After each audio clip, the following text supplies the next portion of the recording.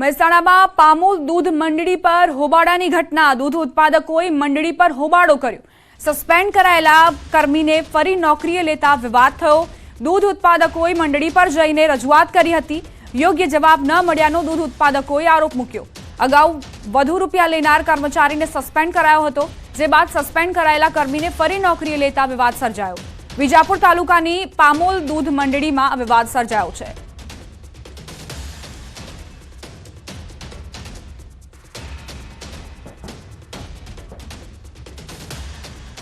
બુલેટિનમાં રોકાઈશું એક નાનકડા વિરામ માટે. આપ જોતા રહો ન્યૂઝ 18 ગુજરાતી.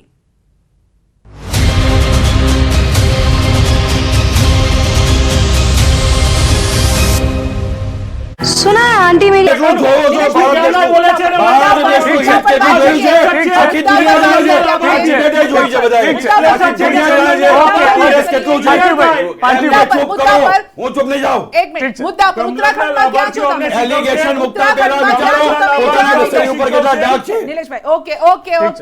ઉત્તરાખંડમાં ક્યાં છો તમે? બસ એ જણાવી દો. ઉત્તરાખંડનો મુખ્ય મુદ્દો, ઉત્તરાખંડના યુવાનોનો મુખ્ય મુદ્દો પહેલા પણ મેં ચર્ચા કરી છે. ઉત્તરાખંડમાંથી સૌથી વધારે સેનામાં ભરતી થવા વાળા યુવાનોની ટકાવારી ખૂબ વધારે છે. અગ્નિવીરનો મુદ્દો ત્યાં હાવી થઈ રહ્યો છે.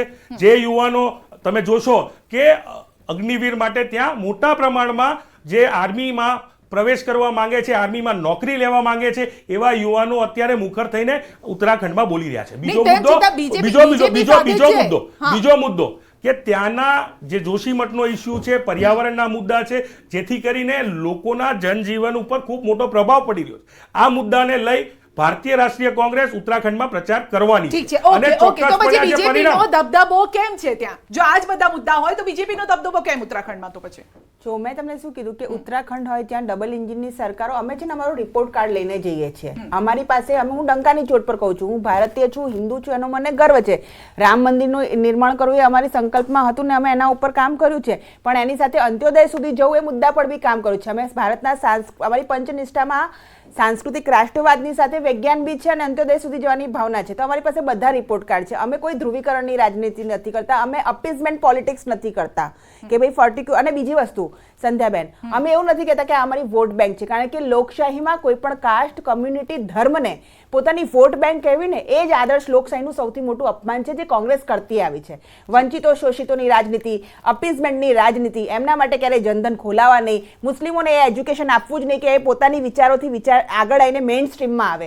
અમારા નેતાઓ, તમે નીતિન ગડકરીજીનું સાંભળો, તમે સાંભળો કે આદરણીય પ્રધાનમંત્રીજીએ કીધું છે કે એક હાથમાં કુરાન હોવી જોઈએ ને એક હાથમાં કોમ્પ્યુટર હોવું જોઈએ. નીતિન ગડકરીજીએ વાંચ્યું છે કે તમે કંઈ નાના નાના કામો કરવા માટે નથી બન્યા. શા માટે એ લોકો ડોક્ટર ના બની શકે, એન્જિનિયર ના બની શકે? એ હેમંત વિશ્વાએ પણ ચીફ મિનિસ્ટર તરીકે કહ્યું છે. એટલે મહેરબાની કરીને આ જે તુષ્ટિકરણની રાજનીતિ છે, વોટ બેંકની રાજનીતિ છે, અમે ક્યારેય કરી નથી. અમે અમારી વિચારધારામાં સ્પષ્ટ રહ્યા છે અને એની સાથે જ્યારે કોઈ પણ બોલે તો એ બીજેપીનો પ્રવક્તા ઘોષિત કરી દેવામાં આવ્યો છે. તમે એવું કહેવા માંગો કે જે જનાધાર, જનાદેશ મળ્યો છે એ બીજેપીને મળ્યો છે. બધા બીજેપીના પ્રવક્તા છે. હા, આ મોદીજીનો પરિવાર છે, 140 કરોડનો પરિવાર. બિલકુલ. અને ઉત્તરાખંડમાં એક મિથ છે પાર્થિવભાઈ, કે જે રાજ્યમાં જેની સરકાર હોય ને લોકસભામાં નથી આવતી, પરંતુ મિથ બીજેપીએ તોડ્યું છે. હમણાં જે બીજેપીના પ્રવક્તા શ્રદ્ધાબેને વાત કરી, વંચિતો અને શોષિતોની વાત કરવી એમાં ગુનો શું છે? આ દેશમાં રાહુલ ગાંધી જનનાયક તરીકે વાત કરતા હોય કે આ દેશના 73% લોકો એવા છે કે જેમને હજી એમનું જે કહી શકાય અધિકારો હજી નથી મળી રહ્યા, એમને સુધી પહોંચાડવાની વાત છે, એમને સુધી સુવિધા પહોંચાડવાની વાત. આ ડાયરેક્ટ બેનિફિટની જે ડીબીટીની વાત કરે છે શ્રદ્ધાબેન, એનો ગૌરવ લે છે, પણ એ ભૂલવું ના જોઈએ કે યુપીએની સરકાર જે હતી, યુપીએ 2, એને ડાયરેક્ટ બેનિફિટ પ્રોગ્રામ શરૂ કર્યા. એ શરૂઆત કરનાર મનમોહનસિંહજીની સરકાર હતી. બીજી વાત કરીએ કે હમણાં તમે જે મુદ્દાની વાત કરી કે 73%, એટલે 2011માં આપણો ઇકોનોમિક સોશિયલ સર્વે થયો હતો, 21માં થઈ જવો જોઈતો. ઇકોનોમિક અને સોશિયલ સર્વે થાય તો ખબર પડશે કે આ દેશના કેટલા ટકા લોકોને એમની આર્થિક પરિસ્થિતિ શું છે, એમની સામાજિક પરિસ્થિતિ શું છે અને એમની શૈક્ષણિક પરિસ્થિતિ શું છે. શું કામ આ સર્વેઝ નથી થતા અને સર્વેઝ શું કામ આટલા 10 વર્ષ ઉપરાંત આ બીજા 3 વર્ષ જતા રહ્યા? કદાચ 19માં અને 20માં આપણે એવું કહી શકાય કે કોરોનાનો કાળ હતો, પણ 21 પછી તો થઈ શકતું હતું, પણ નથી કરવામાં આવ્યું. એટલે જનગણનાની વાત હોય, જાતિગત જનગણનાની વાત હોય, અધિકારોની વાત હોય ને શોષિત પીડિત લોકો માટે કામ કરવાની વાત હોય, તેમાં વાંધો શું હોય? અને કે અપીઝમેન્ટ પોલિટિક્સ કહેવાય. 22 ઉદ્યોગપતિઓ પાસે દેશના 22 ઉદ્યોગપતિઓ પાસે આ દેશના 70% લોકો જેટલી ઇન્કમ છે. આ અસમાનતા આપણા સમાજમાં છે. એટલે બેઝિકલી આપણે આર્થિક અસમાનતા દૂર થાય, સામાજિક અસમાનતા દૂર તો થાય. યુવાનો startup પણ કરી રહ્યા છે ને, હવે નવા ઉદ્યોગ હું એ જ વાત startup કરી કરું છું. રહ્યા છે. વાત એ જ છે હા. કે ક્યાંક હજી નથી પહોંચી રહ્યું ને, ક્યાંક ને ક્યાંક સરકાર નિષ્ફળ થઈ રહી છે. તો તો 100% યુવાનોને 100% તો તમે પણ નથી પહોંચ્યા. 100% તો યુવાનોને રોડ ઉપર આવીને આંદોલન શું કામ પાર્થિવભાઈ, કરવાની આપ એ ફરજ રીતે પડે? વાત કરી રહ્યા છો. કોઈ નથી.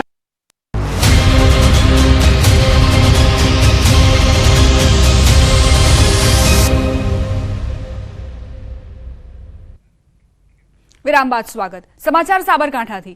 વડાલી કિસાન સંઘ અને ખેડૂતો આકરા પાણીએ જોવા મળ્યા. ખેડૂતોએ નગરોડ પ્રશાસન સામે બાયો ચડાવી. માવઠાથી થયેલ નુકસાનીના સર્વેને લઈ ઉગ્ર આંદોલન કરવામાં આવી રહ્યું છે. મોટી સંખ્યામાં ખેડૂતો વડાલી એપીએમસી પહોંચ્યા. નુકસાનીનો સર્વે ન થતા વડાલી શહેર સજ્જડ બંધ રહ્યું. ખેડૂતોના સમર્થનમાં બજારો સંપૂર્ણ બંધ રાખવામાં આવી છે.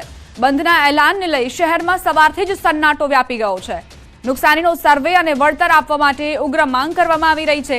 માર્કેટ યાર્ડમાં ખરીદી તેમજ વેચાણ સંપૂર્ણપણે બંધ રખાયું છે. સર્વે કરી તાત્કાલિક વળતર ચૂકવવાની માંગ સાથે બેઠક કરાઈ. માંગ નહીં સંતોષાય તો ઉગ્ર આંદોલનની ચીમકી ઉચ્ચારાઈ. ખેડૂતોએ કહ્યું, આગામી સમયમાં નુકસાનીનું વળતર નહીં ચૂકવાય તો ઉગ્ર આંદોલન થશે.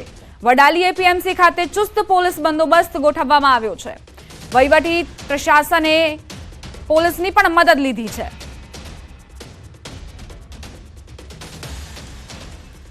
તો એક તરફ જે ખેડૂતો નુકસાની વેઠવી રહ્યા હતા અને તેમની માંગ હતી કે સર્વે કરવામાં આવે, વળતર ચૂકવવામાં આવે, એ સર્વે ન થયો અને જેના કારણે ખેડૂતો હવે આકરા પાણીએ થયા છે અને તેમણે આંદોલન કરવાનું નક્કી કરી લીધું છે.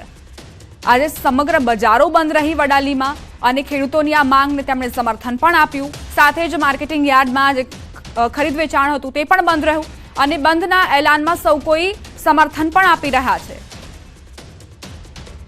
અમારી સાથે અમારા સંવાદદાતા ઈશાન પરમાર જોડાઈ ગયા છે વધુ જાણકારી સાથે. ઈશાન, ખેડૂતોએ હવે નિર્ણય લઈ લીધો છે પ્રશાસન સામે બાયો ચડાવવાનો, શું વધુ જાણકારી? જી ચોક્કસ છે.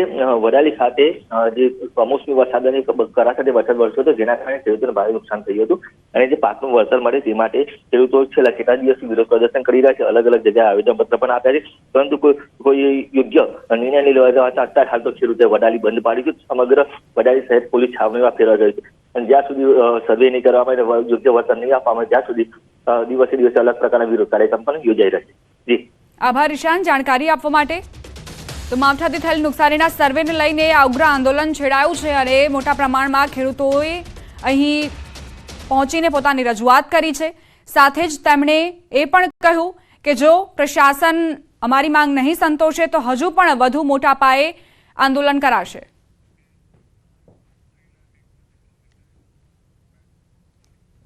આ સાથે જ બુલેટિનમાં અત્યારે બસ આટલું જ. વધુ સમાચાર માટે આપ જોતા રહો News18 ગુજરાતી અને જતા જતા નજર કરીએ ટોપ 3 ન્યૂઝ પર. ભાજપમાંથી સસ્પેન્ડ કરાયેલા દેવુબેન જાદવ અને મનસુખ જાદવ પર વધુ એક આરોપ.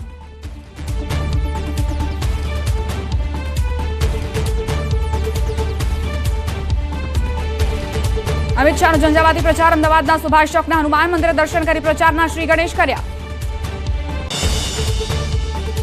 લોકસભા ચૂંટણી પહેલા ભાજપની મહત્વની બેઠક દિલ્હીમાં. આવતીકાલે તમામ પ્રદેશોના ચૂંટણી સંયોજકોના વર્કશોપનું આયોજન. સાબરકાંઠા કોંગ્રેસમાં ભંગાણ. તલોદ કોંગ્રેસના નેતાઓ સહિત 100 થી વધુ કાર્યકર્તાઓના કેસરિયા.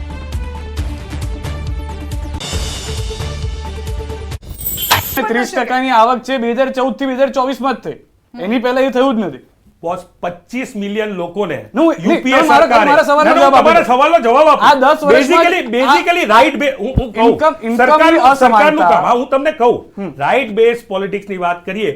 યુપીએ સરકાર દ્વારા મનરેગાનો કાનૂન લાવ્યા, ફોરેસ્ટ એક્ટ લાવ્યા, જેથી કરીને 25 મિલિયન ગરીબ લોકોને ગરીબી રેખાથી બહાર કાઢી શકાય.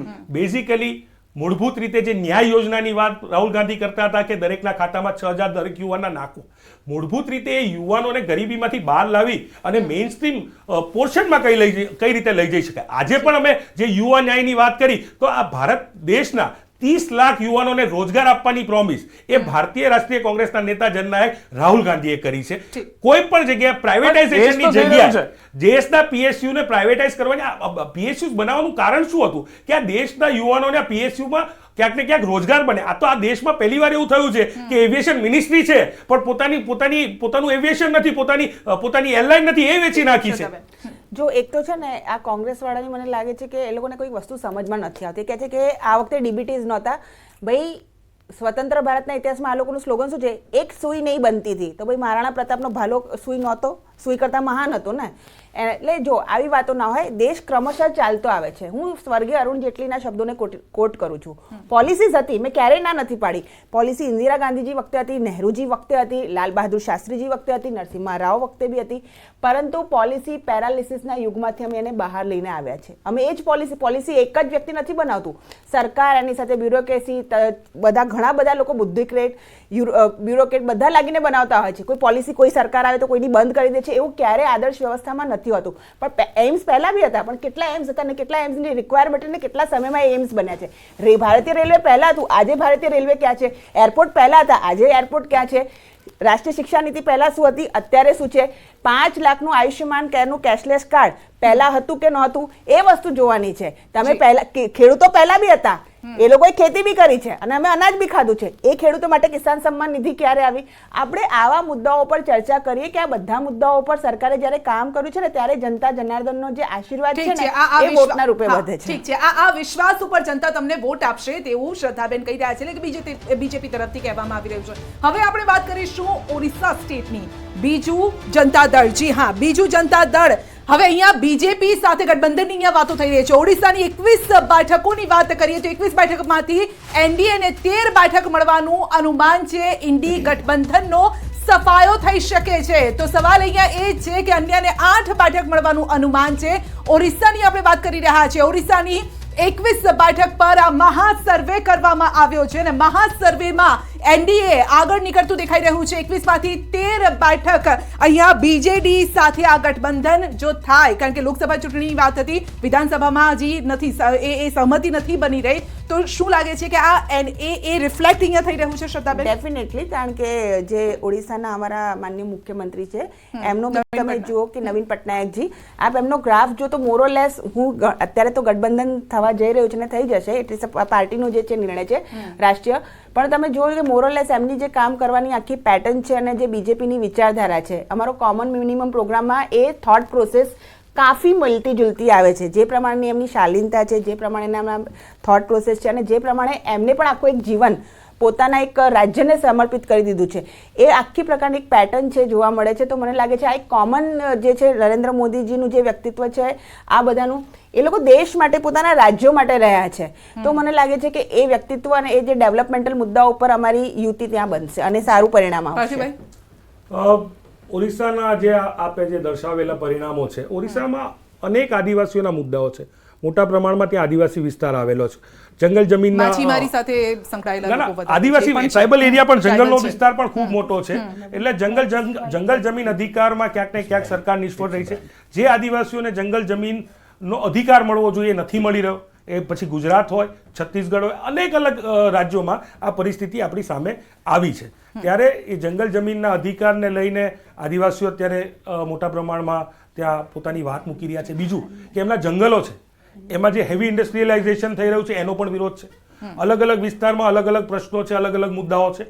અને સ્પષ્ટપણે હું માનું છું કે આ બીજુ પટનાયકના દીકરા નવીન પટનાયક, એટલે બીજુ પટનાયક સાહેબ કોંગ્રેસના એક સમયના નેતા હતા અને વિસ્તારમાં ક્યાંક ને ક્યાંક બીજેપી સાથે બેસવાની વાતો કરે છે ને, એમના ફાધર હતા નવીન પટનાયક. તો કે નહીં, પણ ત્યારે ભારતીય રાષ્ટ્રીય કોંગ્રેસની ત્યાંની ગ્રાઉન્ડની લીડરશિપ, ત્યાંના કાર્યકરો જે પ્રકારે મહેનત કરી રહ્યા છે, સ્પષ્ટપણે માનું છું કે કદાચ આ પરિણામથી વિપરીત પરિણામ આવશે. તમે જે બતાવ્યું છે શૂન્ય તો શક્ય જ નથી.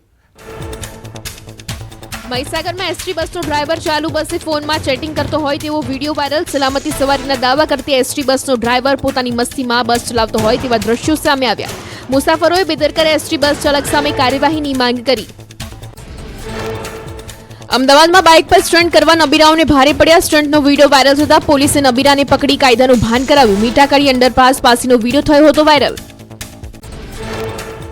કાળઝાળ ગરમી માટે ગુજરાતવાસીઓ રહેજો તૈયાર. આગામી દિવસોમાં વધી શકે છે 2 થી 3 ડિગ્રી તાપમાન. હવામાન વિભાગે વ્યક્ત કરી આગાહી.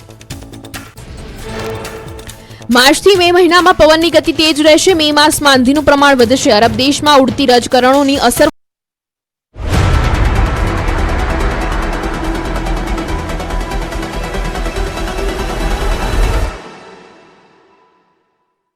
વસંત મસાલા.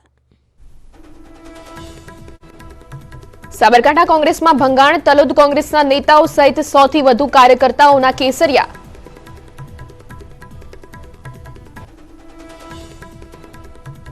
અમિત શાહનો ઝંઝાવતી પ્રચાર, અમદાવાદના સુભાષ ચોકના હનુમાન મંદિરે દર્શન કરી પ્રચારના શ્રી ગણેશ કર્યા.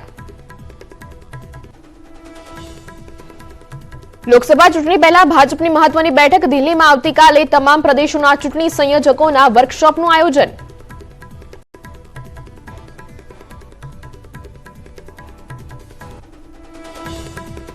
નમસ્કાર, ન્યૂઝ 18 ગુજરાતી સાથે હું છું શ્રુતિ શાહ અને સમાચાર સુપરફાસ્ટની શરૂઆત કરીએ તેની પહેલા ગાંધીનગરથી સમાચાર આવી રહ્યા છે કે ગાંધીનગરમાં ફિક્સ પે નાબૂદી અને જૂની પેન્શન યોજનાને લઈને સરકારી કર્મચારીઓ વિરોધના મૂડમાં છે. સરકારી કર્મચારીઓએ ફરી એકવાર ગાંધીનગરમાં ધામા નાખ્યા છે. સચિવાલય ગેટ નંબર 1 પર રજૂઆત કરવા સરકારી કર્મચારીઓ એકઠા થયા હતા. સચિવાલયનો રોડ પોલીસ છાવણીમાં ફેરવાયો છે. પોલીસે કર્મચારીઓને કોર્ડન કરી સચિવાલય જતા રોક્યા હતા. મોટી સંખ્યામાં કર્મચારીઓએ ભેગા થઈને ઓપીએસ આપોના સૂત્રોચ્ચાર કર્યા હતા. જૂની પેન્શન યોજના લાગુ કરવા અને ફિક્સ પે પ્રથા બંધ કરવા કર્મચારીઓએ માંગ કરી છે. કર્મચારીઓનું ટોળું સચિવાલયના ગેટ નંબર 1 પર પહોંચ્યું હતું, જ્યાં ગેટ બંધ કરાયા હતા. બાદમાં કેટલાક દેખાવકારોની અટકાયત કરાઈ હતી.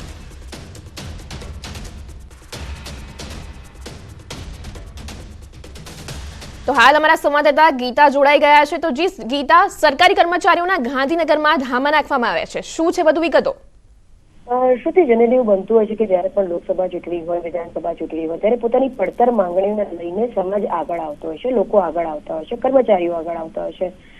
કારણ કે એવા જ સમયે રાજ્ય સરકાર દબાણમાં આવીને તેમની માંગણીઓ જે છે તે પૂરી કરતી હોય છે, કારણ કે સરકારને વોટની જરૂર હોય.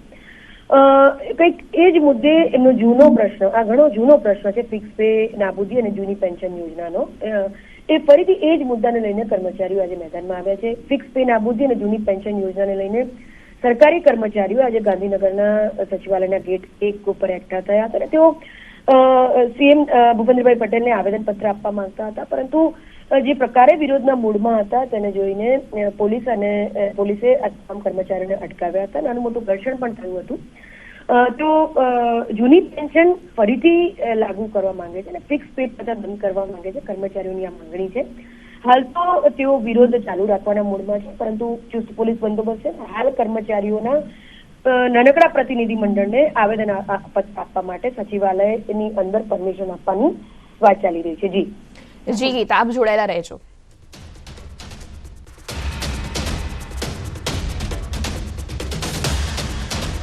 ફિક્સ પે પ્રથા કરવા, પેન્શન યોજના લાગુ કરવી, ફિક્સ પગારની નીતિ નાબૂદ કરવી તથા સરકારશ્રી સાથે વર્ષ 9/2022 જે મંત્રણા થઈ હતી અને આજ દિન સુધી ઠરાવ નથી થયા, તે બાબતે સરકારશ્રી સાથે વારંવાર રજૂઆતો કરવા છતાં પણ સરકારશ્રીએ કોઈ પ્રકારના ઠરાવો કર્યા નથી કે કોઈ નિર્ણય લીધો નથી અને કર્મચારીઓ આ બાબતે ખૂબ જ નારાજ છે. આજે સમગ્ર રાજ્યમાંથી 1 લાખ જેટલા કર્મચારીઓ પોતાના પ્રશ્નો માટે જૂની પેન્શન યોજના, ફિક્સ પગારની નાબૂદી અને 1/4/2005 પહેલાના જે સમાધાન થયું છે એ જૂની પેન્શન યોજના માટે આજે આવેદનપત્ર માનનીય મુખ્યમંત્રીશ્રીને આપવા માટે આવ્યા છે કર્મચારીઓ. આગળ શું રણનીતિ હવે? આજે માનનીય મુખ્યમંત્રીશ્રીને દરેક કર્મચારી આવેદનપત્ર આપશે.